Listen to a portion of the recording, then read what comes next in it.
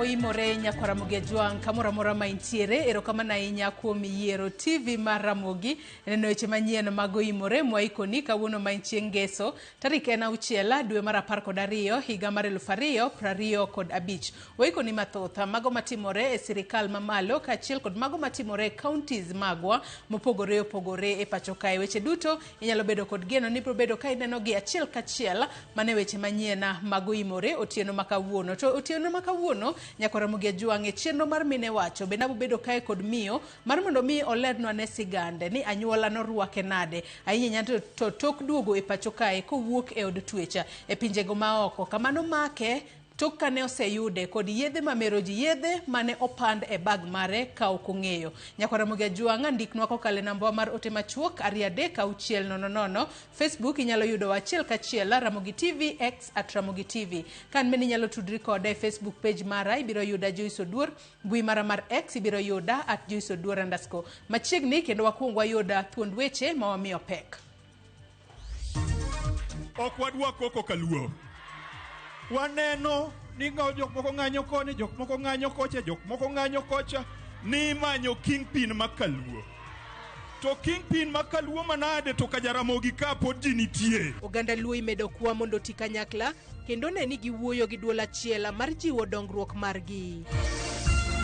Serikali ni itafute mbinu ambao kwamba itawahusisha washikadau wote kwa utaratibu, waongee mambo mazuri, sisi tukubali ama tukatae. Jodak Maisulu e Ikolomani dwaro piny owacho ochok pachgi e yo makare kaluwore kod kambi madwa kunyo mula e gwengego. Riwruok mar Commonwealth oketo piny Tanzania e nyong'ong e wi ataro mar chike matayo jokanyo ahinya e ketho ratich oganda kod demokrasia mar pinyno.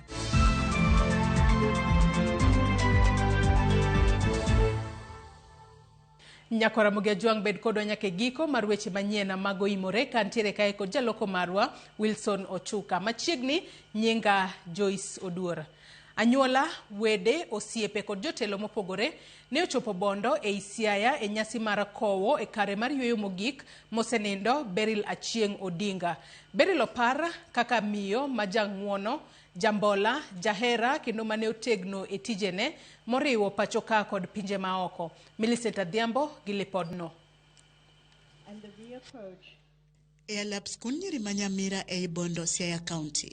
Twak magnet mosenindo Beryl Achieng Odinga nochakore gi familia ne kane gidhiale kaka nyan mane okelo lokruok kod dongruok mowinjore e ngimagi e yore duto. Nyithind Beryl Odinga ne otimo nend min-gi gi chuny lit kod mirima kamoro ne yango kit fuok ma min-gi oweyo chien. The last 2 months has shown the country and indeed the world that the family can go through difficulty, that we can all be strong again. Mom raised us to be strong. It's time now for us to raise her high and make her prouder of us than she already was. Nyamin mare machogo Ruth Adhiambo Odinga noingo madongo mane Beryl otimo e ngimane. Wan watewa sometie Beryl. Beryl no konga mwelo koko miya kwa jogi no wego koko giyewa ik Beryl gi hera gi luoro mano hero. Nyamin gi wenwa Akinyi Odinga korka kore to ne oyango Beryl kaka miyo motegno kendo jachir mane chung e adiera aretine. Beryl and Raila had something in common. They would get angry very quickly but forget equally quickly. Rest in peace be. Chiwad Gitabu Osewe to ne opako mosenindo Beryl kaka miyo mane nigi chuny mang'won kendo jachiwo, jaera kendo jakan weche e chunye. Maita orai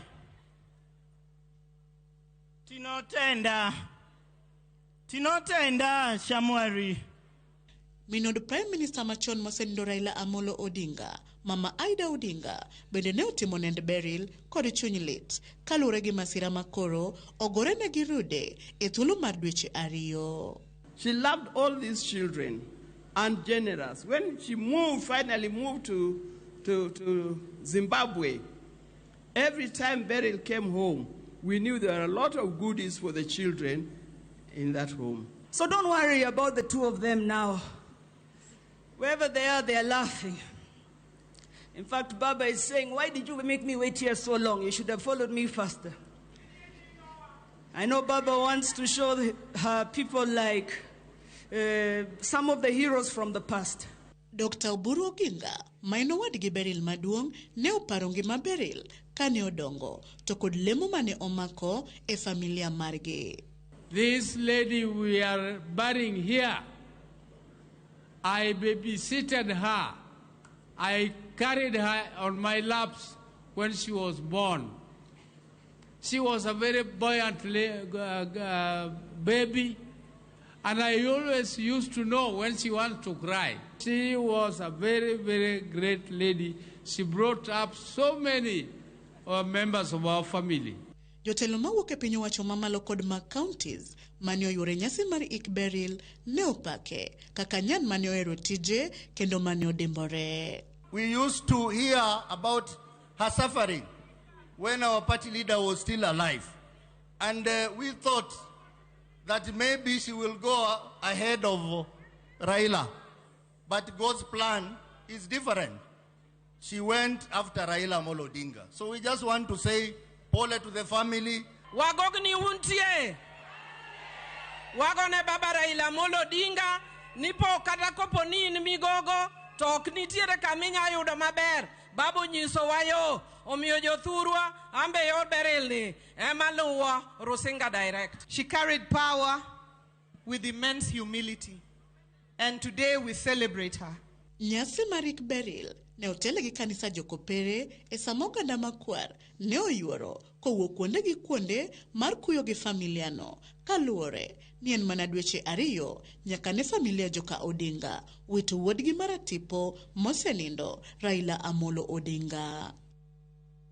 Millicent Adhiambo, Ramogi TV, Bondo, Siaya County. Oganda Luo okwa mondo omed nyayo kwe e kindgi kendo gikichre mabor kod kit siasa mapogo oganda. Magi gin weche mane opor gi josiasa mopogore e kinde kopo mogik mar Beryl Achieng Odinga ma en nyamin mosenindo Raila Odinga e nyasi mane otime skunda nyiri manyamira e kar chung od bura mabondo e kaunti ma Siaya. Sharon Ongao gi ler mathoth. Siasa ne ogotache nyasi iko mar Beryl Achieng Odinga kama josiasa mopogore no yuoro nyasi no mar goyo oriti ne Beryl ma bende ne en nyamin mar mosenindo Raila Odinga. Siasa mag gwenge makaluo ne otedore ka oganda Luo okwa mondo riwre kanyachiel kaka joka ng'ato. Okwadwa koko kaluo. Waneno ni jok moko ng'anyo koni, jok moko ng'anyo kocha, jok moko ng'anyo kocha ni manyo kingpin makaluo. To kingpin makaluo manade to Kajaramogi ka pod ji nitie. Kingpin manade to Oburu Oginga nika. Kingpin manade to min piny pod ngima. En kingpin mane to Junior gi Winnie gi joka Jaramogi pod nika. Oganda maluo wauru luoro. Luoro moro donjo kuomwa kae maonge tiende. Akwau wauru luoro. Ka wadwaro gimoro kata ka waloso gi sirikal. We talk as of right. Gima wadwaro thurwaka is unity of purpose. The only lasting tribute we can pay to Baba Raila Amolo Odinga and now Beryl Odinga, his sister, is for us to remain united. Wach mar gwendruok koko mang'eny matimre thurwaka obed maonge. Wadhi mbele ka wariwore kanyakla kaka joluo mondo wachop kamonego wachope. Siasa mag tendo oganda Luo bende ne olose. Kasi ochwal ne jotelo mosebedo kagoyo korgi ne laro telo ne onagi kata bedo kingpin. Oganda Luo Jaramogi noriwo mobedo gimoro achiel.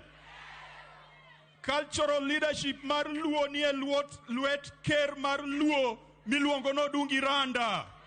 Awinjo ni giluongo bura moro loka wakocha. Ni gidwa pogo Kaluo ni South Nyanza gi Central siasa machon mane Jaramogi nosetieko Kaluo. Jokanyo mag ODM bendo poyo dondo bura no kuom yudo loche kombe mathoth e yiero ma adundo ka gimedo ni ODM pod ongirore. I had a friend of ours saying that ODM has become too weak, that we have no chance in Nairobi. I have heard others say that now because Baba is not there, they are going to invade our territories, a hostile takeover. I want to tell those people today that we may look weak because we are still mourning our party leader. We have a shock of losing our party leader, but ODM is still strong. We are either going to be forming government or we're going to be able to be part of government. And the journey that we will be able to walk with is like-minded people. We will remember those who are with us. We will remember. Ji mang'eny ne paro wacho ni chama ni ka jakom koro onge ni chama koro orumo. Adwa ng'iso uni yiero manye watimo sani ni uneno ka chama oyudo kombe Magarini, oyudo kombe Ugunja ka, oyudo kombe Kasipul, oyudo kombe kamoro amora Kenya. Tiende ni chama otegno, chama tek, chama dwaro mana riwruok marwa kaka oganda.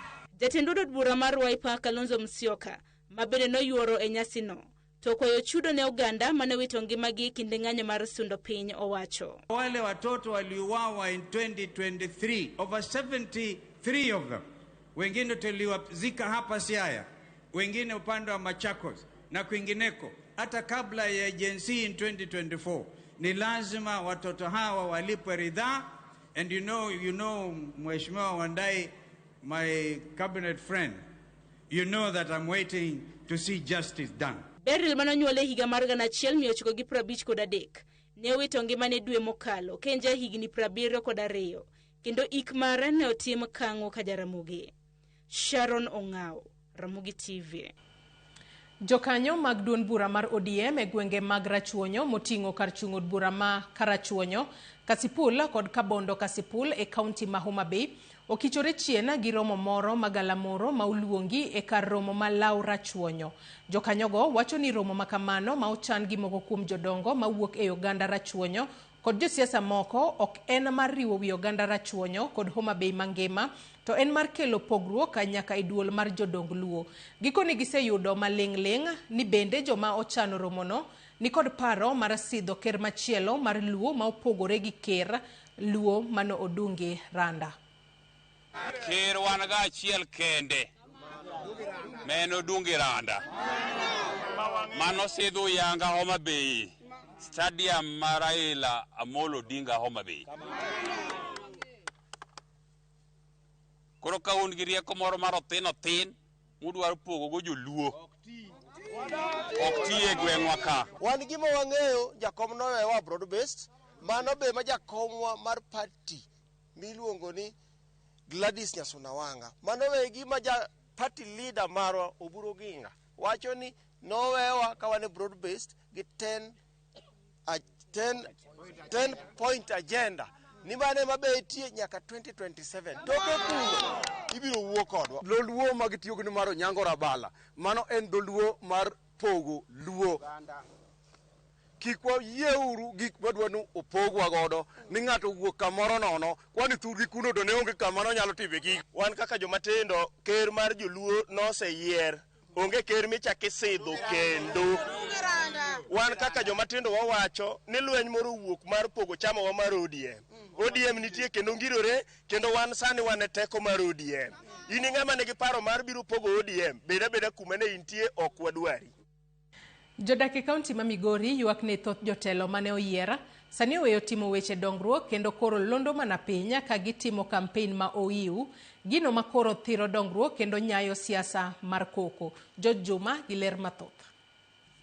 E kinde modong' mana higni ma hawariyo mondo koro jo-Kenya odoge yiero maduong' ma itimo higa mag 2017, yam siasa osechako kudho ma otegno e kaunti ma Migori. Kutho mapek mar yam siasa ni osekelo paro mopogore opogore kaukumo oganda e kaunti ma Migori. Kue gitigi managi wacho ni gidhi timo ka chieng' kampen ogik to wayiero ng'ama waneno kutiyo, ok ng'ama waneno kadhi e kampen to onge gimotiyo. Wadwaro ni jogi otinwa gima ne sama ne gimanyo ombulu ni gidhi timo. Ok wadwar siasa madwuok OIU masani kuma siasa ntiero OIU onge dongruok mantie. Jogo moda kod ng'ol kachiel kod mine e borokno mar Migori Resident Association wach ni siasa momondo ma itimo kod siasa moyier osethiro chenro mag dongruok e kuondego ma ka chung' od bura kod kaunti ma Migori mangima. Ali campaign ok bernwa nikech gik manego gitim gitieki koro giweyo ni gibiro timo the other season to ok gitieki koro wan kata ko wuotho kuonde go nyayudo ka ndara rach to kwa gore piny. Jokanyo mag Migori Resident Association ka otele ko jakom margi David Ogweno wachne gineno kama kuom josiasa tiyo nyaka kod omenda mag basari ma onego kony mana nyithindo mawuok ka chubor ma giwuoke e goyo kampen e gwenge mopogore opogore e kaunti ma Migori mangima. State sub county gi yore richo makata josiasa madhi kuonde gi nyalo yudo ka ng'ato ringe wikidi adiero dhi e liel to nana ka yorno chalo to dhi owaga siasa kanyo gi pesa jopiny mowinjo payo. Koro mi wadwaro ni jogi gigewa mang'eny ok timre, basari ipogo marach. Inyalo yudo ka samoro in nyatike to ng'ato koni nyatike ne oyudo basari kata Masuna West kata Mauriri kata Marungu. Ere kaka basari nyalo kalo sub county ma jogo goye kura tipoge another sub county. Jopiny ok winj maber kendo wadwa konoge ni gichak chon ging'eni wan gi list mag yok math kono gigo to kwamor gi gigo. Jodagi ma Migoro kon josiasa mocha o kampen moyu ni owere kod siasa momondo kendo koro ket maino e wechego mag dongruok. Barabara ma ogwedhi kabiro kakrao lampok nochopo gino mondo oriwe kwan gi paw ndege manyatike ni kaka vijana ang'o minyalo time paw ndege ni mondo kony vijana tije onge. Koro wakwayo mogik ni jo kampen moiu to kwadwar kech kampen moiu dwoko no kada chien jo wala mobiro mondo ya wala mondo mi watije mwanyalo tiyo luoro bedo ka. Bende gi ywak ni siasa momondo bende nyaka sani koro kelo koko e kaunti ma Migori mangima. Wadwa ni wa condemn with the strongest term ni wachi campaign moyiu no ok morwa kendo okelowa wabedo gi pressure wan kaka jogo man gi ng'ol. Koro miyo yudo ka wan luoro makowa mondo wadhi kuonde ma gintiere no koro tamowa kaka wanyalo dhi nikech wan jogo makoro ok nyal makoro seche te chunywa ng'ia ni en gorruok kanyo ma wanyalo dok e ng'ol kendo nyadiriyo. Biro mana nikech ji osechako early campaigns machanganya ji koro ji timo maundu e siasa. Ne wagombo ni jo siasa yeuru mondo tone down. Dogure tije mane wayiero ni mondo ti. Ng'ato ka ng'ato tije ko gik sa siasa ibiro landnwa nikech wan gi IBC biro lando wan sani koro gik sa siasa ng'ato ka ng'ato wuoro wuok oko mondo dhi omany kura. George Juma, Ramogi TV, Migori. Jodak ma Isulu e Ikolomani koro kwayo sirikal mondo tim chenro mar choko pach jopiny mondo otiek ywaruok manitiere e kindgi kod sirikal e wi kambi ma sirikal omiyo orak mar kunyo mula e gwengego. Magitimore e seche mamoko kuom jotelo mawuok Imbo mar Kenya bende koro dwaro ni kabera to chenro duto mag kunyo mula owinjo ket e lwet jodak ma Ikolomani. Wach mar kambi Shanta Gold Limited kauting mar kunyo mula e kar chung'od bura ma Ikolomani e kaunti ma Kakamega podi medo kelo ywaruok mapek e kind sirikal kod jodak makono. Ndalo ariyo kende bang' jodak makono bago ng'anyo ka gikwedo chenro mar kunyo mula e gwengego, jodak makono koro owuok oko ka gidwaro ni sirikal ochok pachgi kapok ochak chenro moramora mar kunyo mula e gwengego. Serikali ni itafute mbinu ambao kwamba itawahusisha washikadau wote ili iweze kutafuta mbinu ya kuweza kuzungumza na wananchi, hasa vijana ambao hasa wenyeji, sio vijana peke yake, wenyeji ambao kwamba wanahisi kwamba kuna dhulma inafanyika mahali. We need dialogue between amongst the government, the community, and also Shanda Gold Mining and NEMA, so that we can resolve the issue that is at hand. Bende gidwaro ni kaber to jogo mosebedo ka kunyo mula e gwengego bende onywak lwedo e chenro mar kunyo mula maduong' ma idwa tim kod kambino. What is the fate of our artisanal miners? I have said these people have employed thousands of people. These guys are investors in this area. They have their right. Waambiwe, sisi tunaenda hivi na nyinyi mtaenda hivi. Tukimaini hapa na nyinyi mtamaini huku. They'll have no problem. We are supposed all of us to coexist. Gavana ma Trans Nzoia George Natembeya kod Seneta ma Kakamega Boni Alwale kaloso e boma ma Nairobi kawuono e wi chenro mar kunyo mula Ikolomani okwedo chenro no ka giwacho ni ting' mar kunyo mula owinjo ket te e lwet jodak ma Ikolomani. How can a community sitting on immense riches remain trapped in poverty? Ikolomani residents are unequivocal. They demand full control of the gold value chain, from extraction to processing and refining, so that the wealth of their land transforms their lives and builds generational prosperity. Gilieko ni gin kaka jotelo mawuok imbo mar Kenya ok ne okaw pachgi kapok omi kambino orak mar kunyo mula e gwengego. As a leadership from that part of the world, we were not consulted. But you know, as it happened, and the people rejected it, the government has got intentions of getting a few people who purported to be representing the entire community and saying that we consulted. For us, nobody consulted us. But I'm not saying maybe the other fellows maybe were consulted. They can come running and saying we were consulted. But the actual leadership of the community from Western wasn't actually consulted. Senator Makakamega bende olieko ni nyalo bedo ni sirikal nigi chenro moro ma apiny mar yudo yuto mabup kowuok e mula ma ibiro gol kanyo gino ma ok giyie godo. Minerals belong to the people. They don't belong to the government.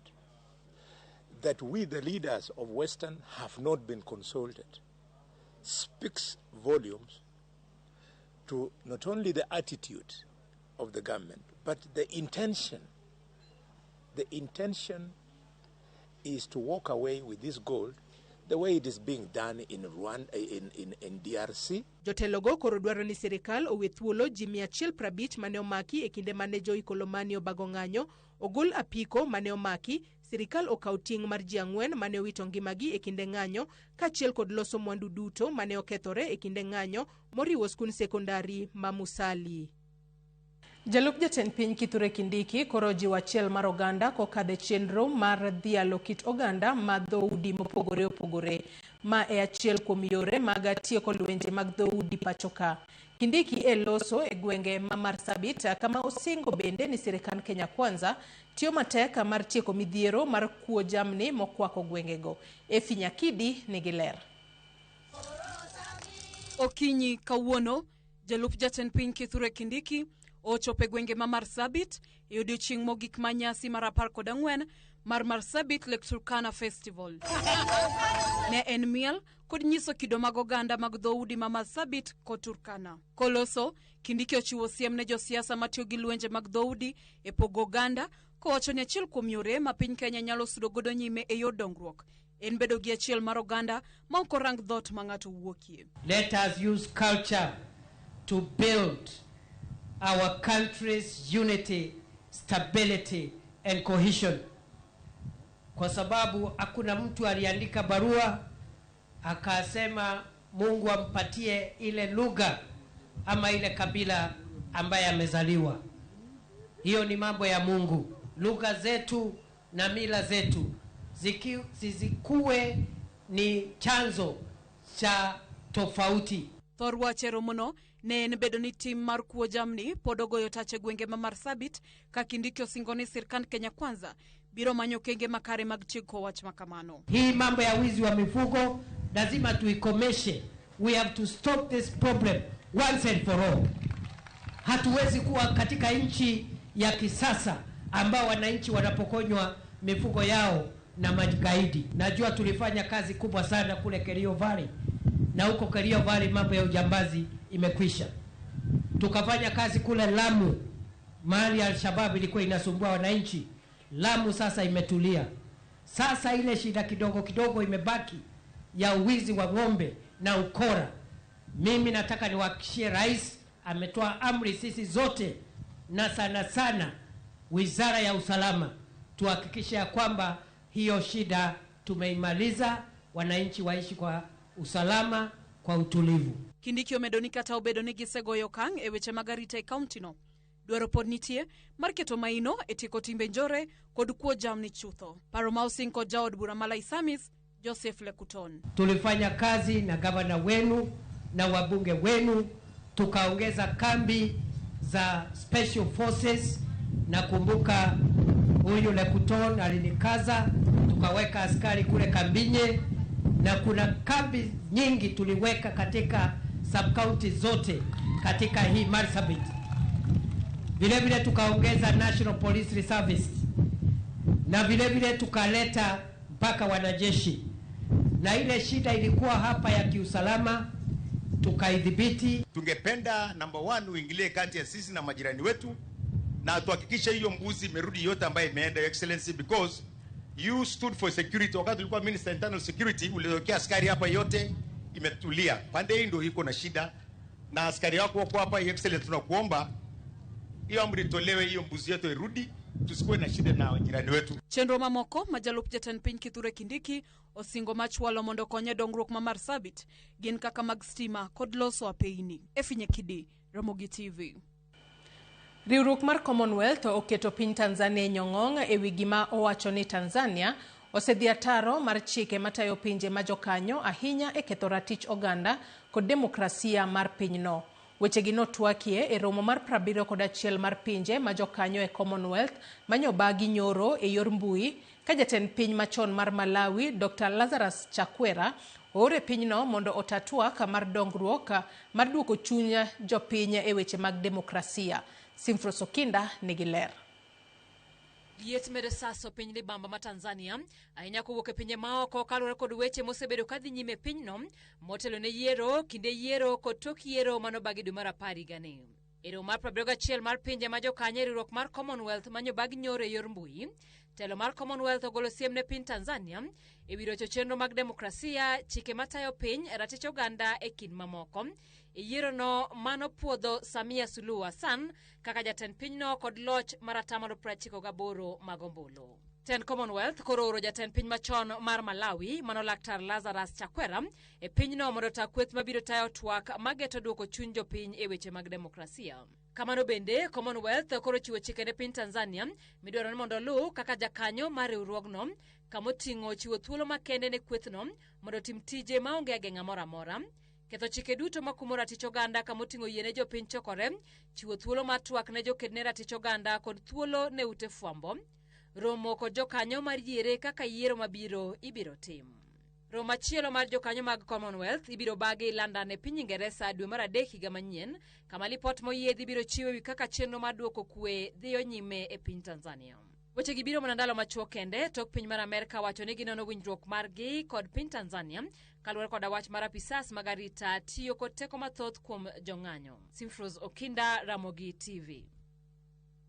Nyakwara Ramogi Ajwang' report mar Simfros Okinda madwan wadhigo de yueyo mokwongo kata kamano asoma ni moko kuom ote ma ochwalonwa obila Shemotho ng'isa ka ni greetings Joyce aluo news kendo amora lweny mane wuok e bur mar kunyo mula Ikolomani ok asiro kata matina onge kaka obila marito jopiny nyalo bedo kidnapped gi japiny magirito. Family that chooses violence against the police should make peace with the criminals. Mara riyo wacho ka ni piny Tanzania odog chien kabisa e weche demokrasia. USA onona wachno. Okumu Kezi bende wacho ni oneno makare kendo winjo weche manyien mago imore e yo makare ka entiere boma ma Kisumu ka amor mokalo.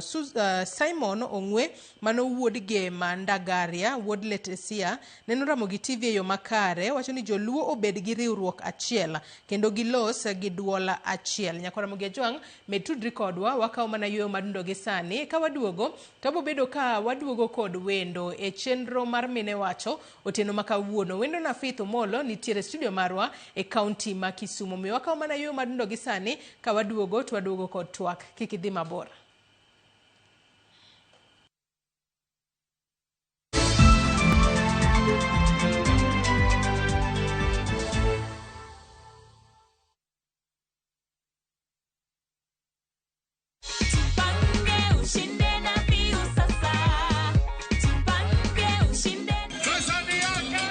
Ordinary Kenyans are winning big every day with Jipange na View Sasa. Over 3 million shillings already awarded. You can also be our lucky winner. Simply subscribe to View Sasa from as low as 50 bob through paybill number 724-177, account number, your telephone number. Watch your favorite shows and you could be our daily, weekly and even the grand prize winner of 2 million Kenya shillings. Nikisema View, mnasema Sasa. View Sasa. The more you subscribe and watch, the more your chances of winning. Simply subscribe to View Sasa through paybill number 724-177, account number, your telephone number. Jipange na View Sasa. Subscribe, watch and get rewarded. Jipange na View Sasa.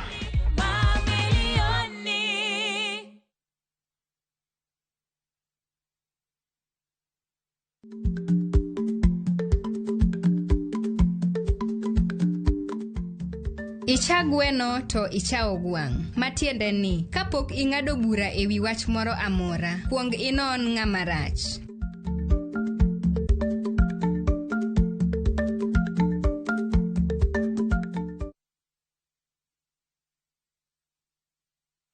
Are you a Kenya government civil servant na uko na emergency?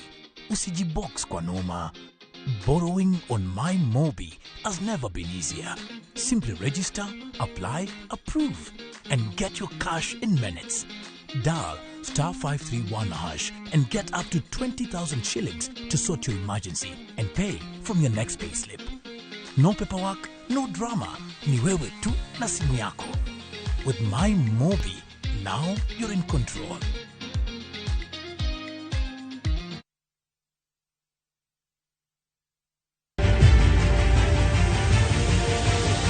E piny mahera nyalo bedo gweth kata ting' mapek. Inya paro ng'ato dak maber pichni to kare isonye lakini mos. Yiero ma ng'ato timo kelo weche mopondo manyalo ketho gik moko duto. Nawinjo marach, ni winjo marach to kata konyo kikonya. Ng'at manigi ywaruok e kind joot ariyo to nikech ang'o? Manindo oko. Kenda duogo kinyi sani ayudo ka jikon usechiemo tiyo oyiego e un. Be hera nyalo tieko lit ma ng'ato bedo godo nikech ndhogo nyawadgi? Koso ywaruok manie kindgi biro miyo kik gilos winjruok e kindgi. Kedo mwakedoga ok en kedo maringo, lakini wakedo gi kedo mag lang chunje. E wi Nam Cinema, Jumapil, saa 2:15 otieno kod saa 4 otieno. Mana e Ramogi TV.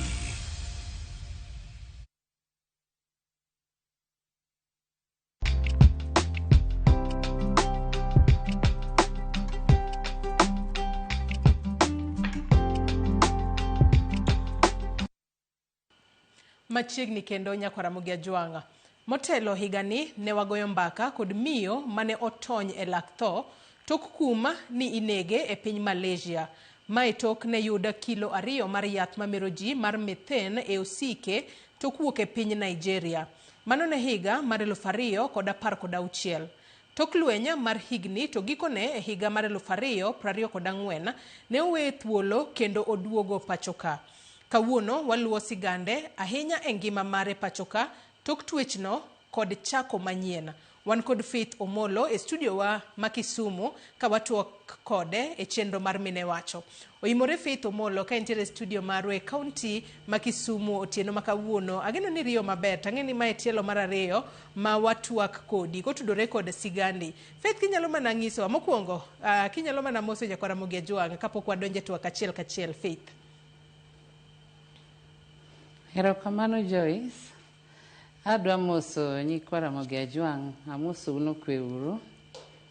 Mana kaka usewinjo nyinga, aniluonga ni Faith Omolo. Anyar Suba.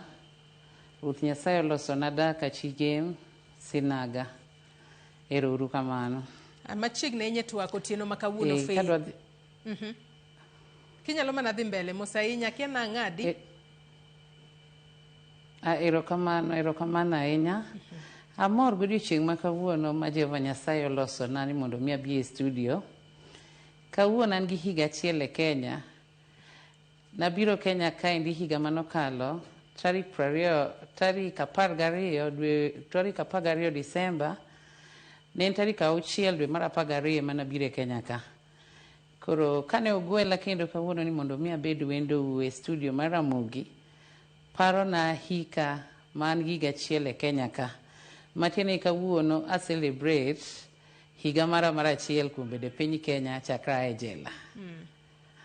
So adwa gone Nyasaye maduong' erokamano kuom odiochieng' ma kawuono ni, nikech en puonj maduong' ahinya ne ngimana kata ne ngima joma moko masiko ka wuoyo ga godo kapimo ne historia mara kaka ne chal.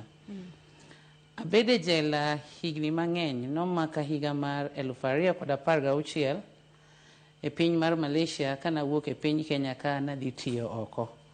Pile ka pile ung'eyo ni ka ng'ato yudo tich oko e piny miluongo ni abroad ka in e Kenya ka to imor. Nawuok gi ilo gi mor kana weyo nyithinda 4 nyaka nyathi matin mane jahigni 3. Koro ka chopo e pinyno to nomaka gi bag mane agent nomiya, kare noting'o yedhe mamero ji nopandi kana kia. Koro abede jela nong'adna buch tho e jela. Onge ng'ama nong'eyo ni anyalo duogo e piny mar Kenya. Kata na wuon nokang'eyo ni anyalo duogo e piny mar Kenya. To Nyasaye manong'eyo ni ne an ng'ano manowuok e ode kane dhi dwaro nokawuok nating'o yedhe na mamero ji natero e pinyno, notimo na ng'uono manya duogo mariwora koda familia mara. Chunya mor nikech an koda familia mara, an gi nyithinda, an gi wuon oda. Nawe nyithindo ka thiso kaka joma miyo ng'eyo kin mabor gi nyithindi kakibedo gi wasiwasi mang'eny. Chunya ne chandore ahinya mayudo nyaka tuoche magalagala e jela kucho mag high blood pressure nikech paro mang'eny. To sani awinjo ka an koda kwe chunya nikech an gi nyithinda. Naweyo nyithindo ka nyithindo matindo. To kaduogo tayudo ka nyithindo gi nyithindo madongo. Faith yena mar mabe kata nyithindo matin norwenya. Yena mar mondo mi ang'adi mana matina ka kendo itemo ngekonwa kanyo matina kaka nobedo higa mar 2016 ni wuok e pacho kae ka intiere kod chunya mano mar dhi manyo kinde mathoth iwacho ni kiwuok e pacho ka kidhi e pinje maoko tidhi e greener pastures matin ni nyalo yudo yuto moro mabup kendo ibobedo kikonyo familia mari. Kata kamano kuom hawi marach noyudi kod yedhe mamero ji mano panda e ofuku mari matinde ni kia ne obobedo bibede od twech chakre higa mar 2016 nyaka higa mar 2024. Onyalo wacho ni en higni 8 mane ntiere od twech kacha iweyo chien nyithindi 4 nyaka nyathi matin mano ma ja higni 3. Odiochieng' ma kawuono wanyalo wacho ni en odiochieng' maket kod mano kata machal kod mano mani duoge pacho kae. Tok duoge pacho kae Faith, ngima osebedo machalo nade? Nyithindi mani weyo anyuola norwaki e yo machalo nade? Kaluwore ni kawuono to dwa mana ng'eyo ni isebedo kidach nade higa achiel koro nyaka ni duoge pacho kae Faith. Adwa gone Nyasaye erokamano maduong' nikech kok en ng'wono mar Nyasaye to kan nyalo. Kaduogo e piny mar Kenya kae mokwongo nayudo ka weche olokore motamo wang'. Ok en Kenya mana weyo mana ng'eyo cha. Ayudo ka gik moro amora economy ni malo, gik moko olokore e Kenya. Ok en Kenya mana ng'eyo bang' higni 8 mana noko cha. To ka donjo familia mara norwaka. Ne girwaka gi mor kendo gi ilo nikech ne gigomba higni 8 go te kane pok ginena. Giwinja wachna to ginena. Koro seche mana duogo to ne gimor ahinya. Kata mana nyithinda kana duogo, nyithinda ne mor.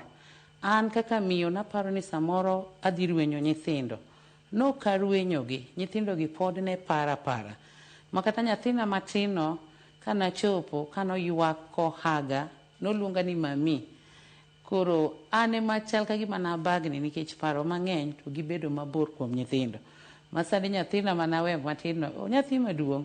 Ogo mpira masani joligi dogo Nairobi okawe mane en od sister na Nairobi. Matiende na yudo ka pogruok nitiere maduong' mopogore gi kaka naweyo chon. Ilero kanyo makare ahinya to kopogore kod pogruok makamano. Kopogore kod pogruok kata mar familia mare anyuola ne okawiyo machalo nade kama ni dak nikech wang'eyo ni kinde mathoth ji kowuok e jela to nitiere wanyalo wacho ni paro moro ma ok ni kare ma seche moko janyuola nyalo bedo godo kuomi. In kaka Faith anyuola kuma no dake ne girwaki yo machalo nang'o Faith? Anyalo wacho ni kata sechegi kama pod antiere gi pek e chunya kata gi pek e kind anyuola mamoko kata gosiepe mana an godo. E piny Kenya ka an gosiepe mang'eny, anyuonda be en anyuola maduong'. To nitiere anyuola manorwaka, to nitiere moko ma pod nigi to e chunygi. Nitiere be joma noseng'eyo ni kara norumo, ma nosego nyaka nduru e dier oda. Ka nosiepe ga nowinjo nong'adna buch tho, to kare wach nochopo negi mopogore ni anana ng'ama nosede mosetho e piny mar Malaysia. Koro kana chopo to nayudo wach mobuoga ka nyithinda go nambaka ka achiel gi ja oda ni dhano nobire oda ka go nduru ni an ng'ama nosetho.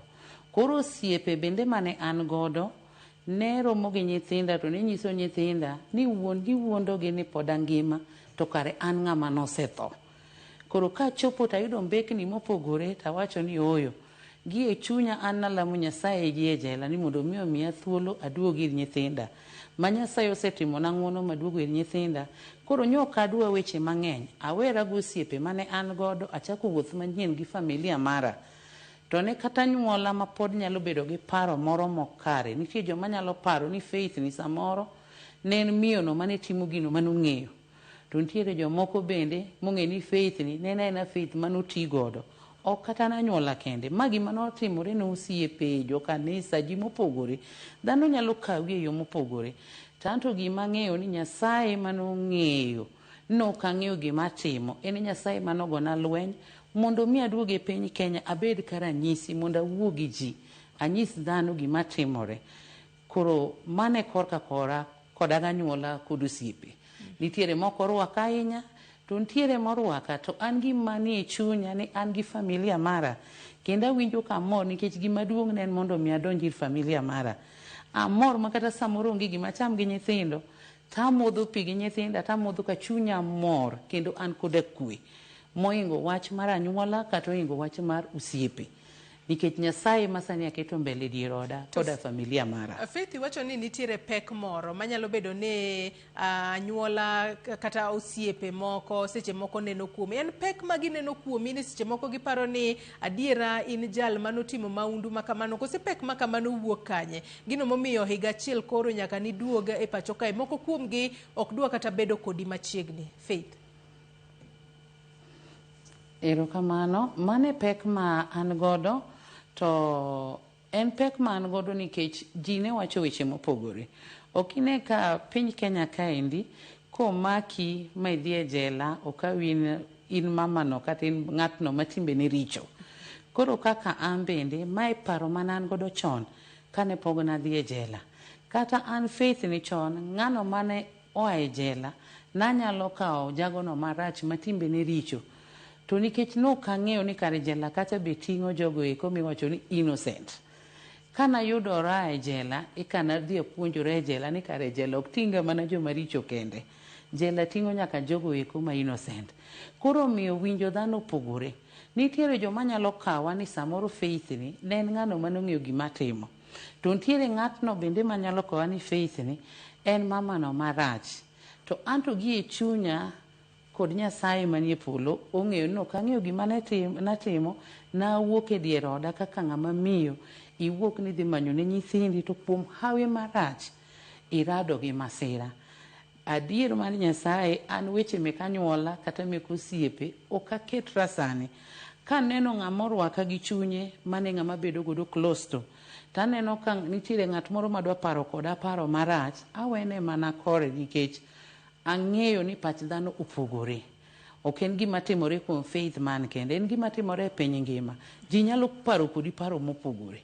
Kaka nitiere mang'eny manosewachore ka onge, jomoko ne nyalo wacho ni Faith nomaki gi yedhe mane mero ji, nowuok gode ode, jaode nong'eyo, familia ne nong'eyo gima notimo, to kan ne miyono mane familia no nong'eyo gima natimo. An miyono mane uso lewni, an miyono mane tiyo matek Kisumu kaendi. Koro gima ng'eyo gi chunya ni samoro Jehova Nyasaye notimo na uno. Mondo mi abed ranyisi, mondo awuo gi joma moko bende makia gino matimore. Adier ok aber, Joyce ok aber moingo jogo manawe jela. Ok aber kata moingo jogo manonege jela. To nikech ng'wono mar Nyasaye, emomiyo Nyasaye ogole jela, mondo abi abed ranyisi.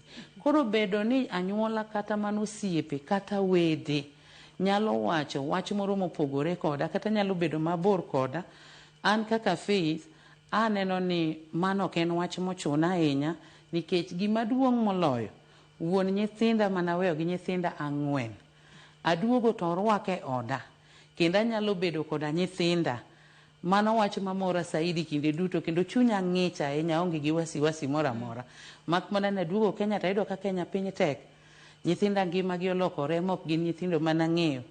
Pare ni nyithindo nyalo dak higni go te ka onge koda min gi. Dongi neno ka ok en gimoro mayot.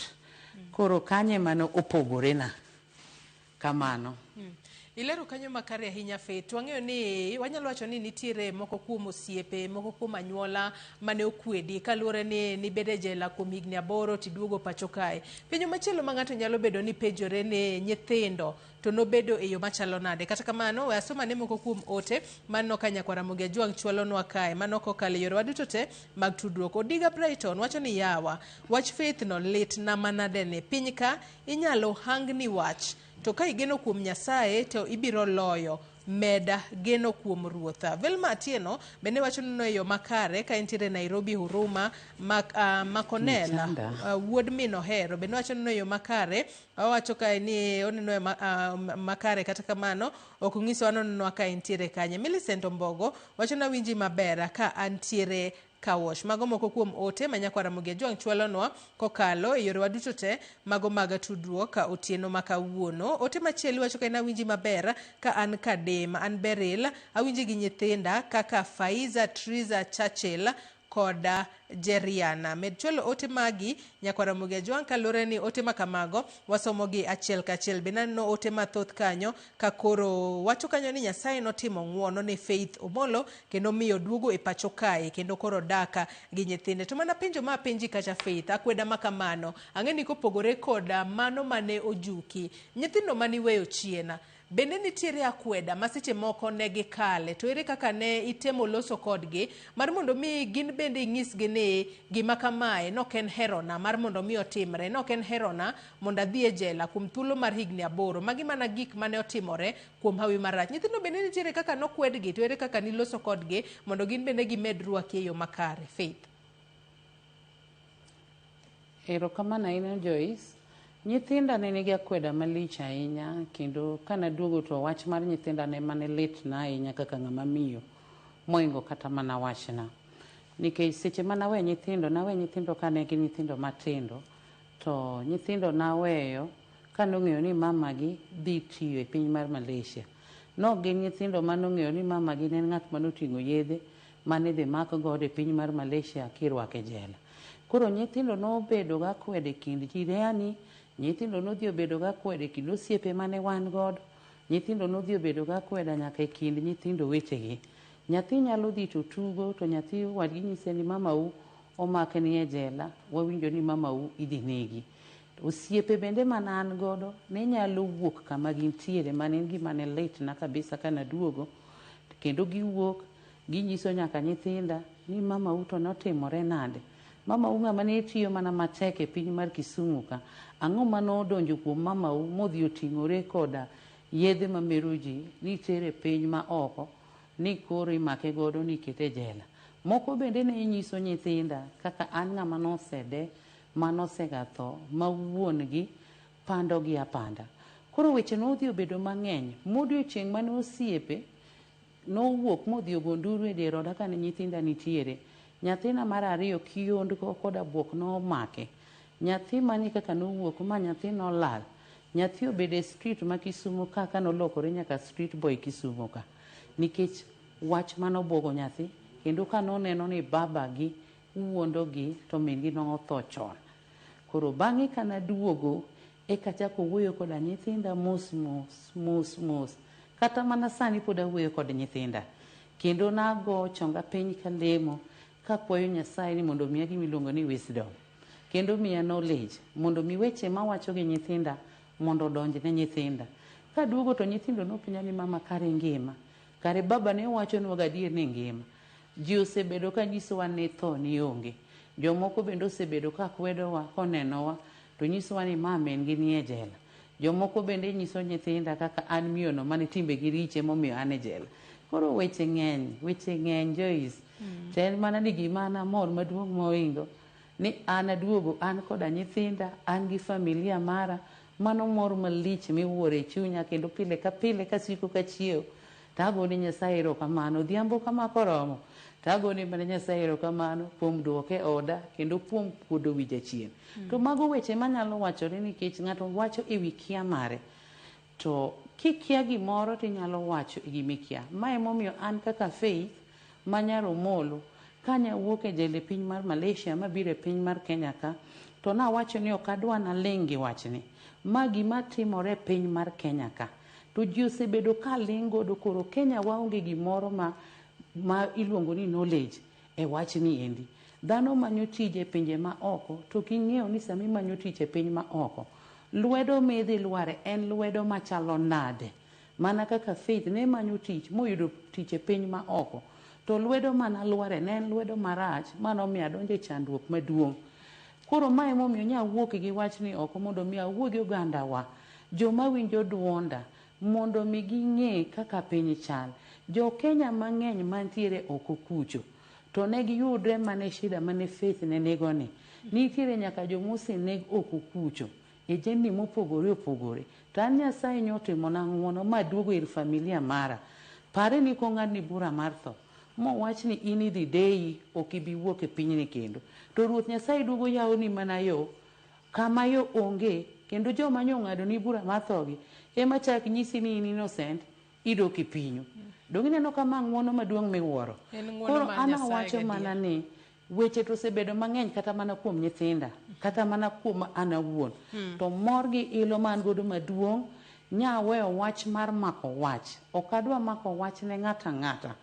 To adwa mana ni mondo mi atieg ji gibed gi ng'eyo ni gima notimore ne Faith ni ok en mana Faith kende. Gini onyalo timore ne ng'ato ang'ata. E piny mar Kenya kata e pinje ma oko en gik matimore. Koro nyithinda takwede ne gi kadhi. To awuoyo ga mana kodgi kaka nyithindo, kendo awuoyo mana kodgi mos.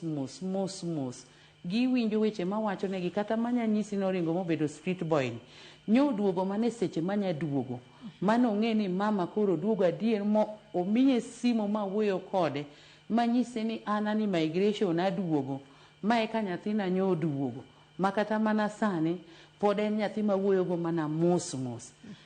Koro gik moko setimore mang'eny to an Nyasaye magone mana erokamano kuom mago te mosekadhe koda. En ng'wono Nyasaye gadiera Faith. Wadong' mana gi dakika achiel kende to atieko twak mar otieno ma kawuono. Ngimani in iwuon osebedo e yo machalo nade? Yor tich higa achiel koro isebedo e pacho kae. Yor tich osebedo e yo machalo nade? Mar mondo mi ne kaka inyalo dhi mbele kod ngimani kendo imed rito odi kaachiel kod nyithindi. Kaachiel kod wachni mogik Faith ka watieko otieno ma kawuono.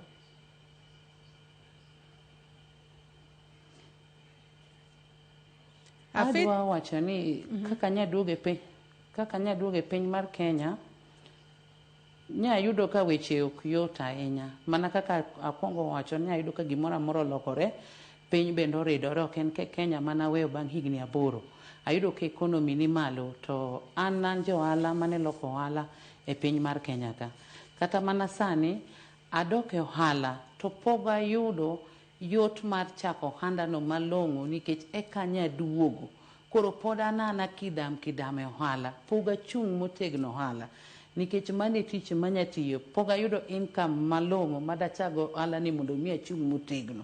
To e yo moro amora mopogore gi yor ohala Kenya kae ok inyal nyalo. Koro pod wantiere gi jaduong'na, bende jaduong'na ne en ng'ama ja ohala. En jo ohala noloko wuoche Kisumo ka. An jo ohala naloko lewni Kisumo ka. Koro an kaduogo to pod wan mane tiende. Kata ka temo kidam to pod wan mane tiende. Ka ng'eyo ni Nyasaye ma jang'uono ene mobro timo na ng'uono ma yore na bro bedo mana maber.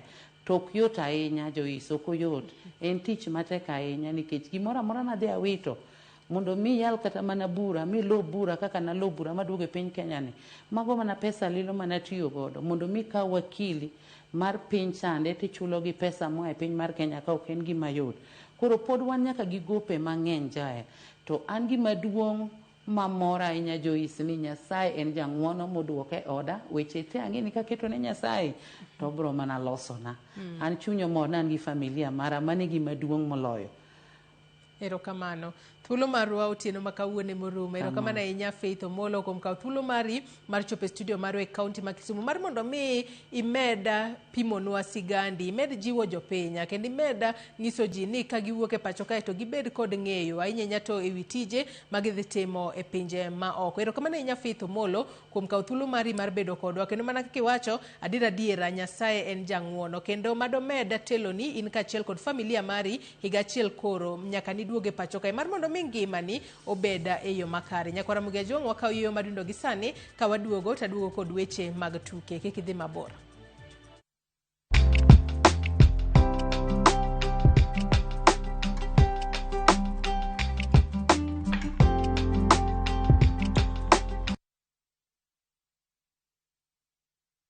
This festive season, let Seychelles be your haven of calm waters, soft sands, and moments that slow the world down. Because joy lives in the simple things. A walk on the beach, a sunset shared, and a love remembered. From just $2,110 US per person sharing, enjoy 5 nights of island beauty, ocean adventures, and the rhythm of serenity. Let your heart rest where the world slows down. View Travel, moments that matter, memories that last.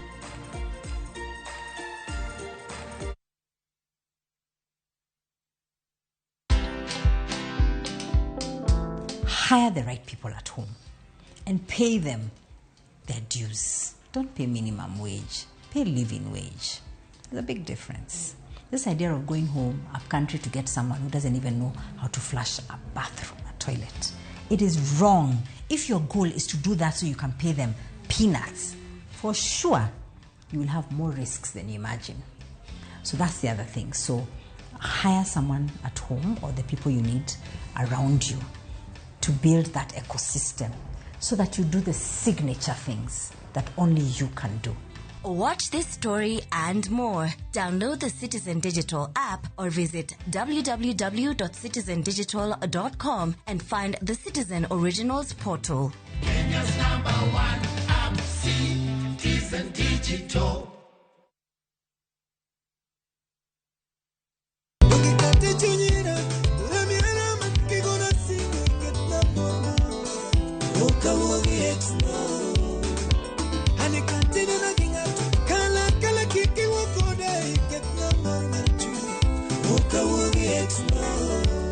Mondo miud thuma mar Exna kaka skiza tune mare di star 860 star 418 hash. Ramogi TV e audio thumbe duto.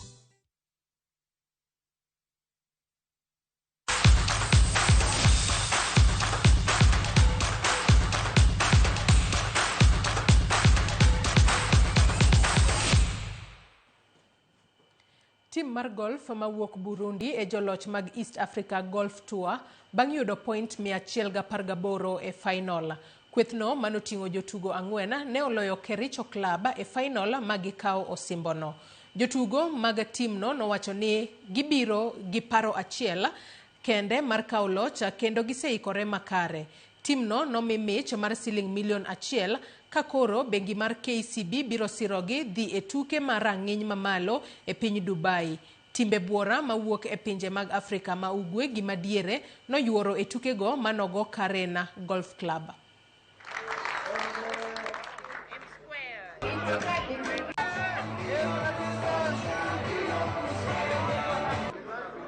Thank you very much. Well done, Team Burundi. So we have people here or golfers here from Uganda, Tanzania, Burundi, Rwanda, and of course Kenya.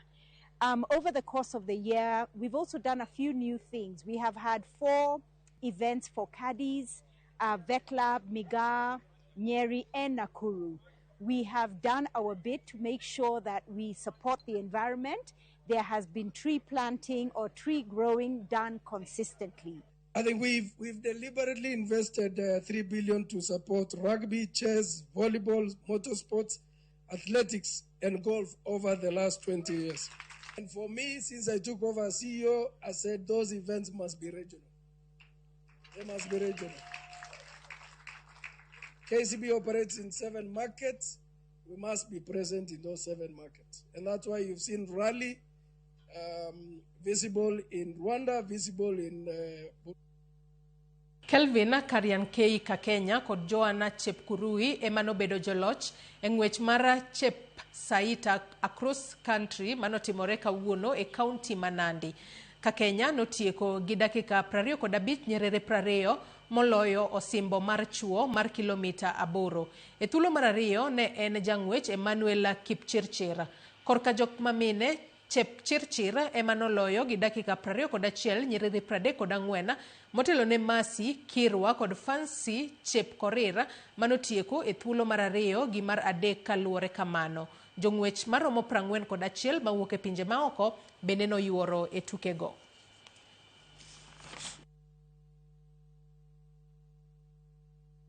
Nashukuru Mungu kwa kuwa nimekuwa na mara la kwanza. Nashukuru. Mambo ya riadha ilikuwa imechukuliwa kwa msaa. Sasa imepatiwa ile kipaumbele na serikali. Na mimi nashukuru kuona kwamba tunakuza pia talents katika sehemu hii na sehemu zingine ya kimataifa. Na mimi nashukuru kwamba leo furaha yangu kubwa ni kwamba wewe umeona umati huu umesiti. Hata askari tulikuwa tumekusidiwa, hata huwezi pata askari. Sasa security raia wanapeana wenyewe. Athletics is without doubt the #1 marketing center and arena for our country. This Chief Saida being the gold level cross country, we are going to have a very big and huge event going forward into the next future of our nation.